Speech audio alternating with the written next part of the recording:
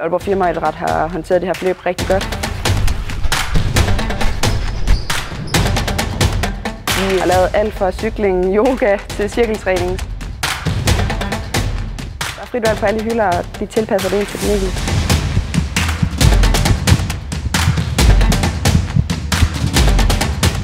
Vi vil gerne noget andet. Vi vil gerne have noget samlet for hele bankområdet. Uden for skrivebord, uden for de vante omgivelser. Her der kommer vi ud og møder hinanden i et andet setup, uden skjorten på, uden de pæne sko. Her der mødes vi bare på hockeybanen eller på yogamåtten, og det giver noget helt andet.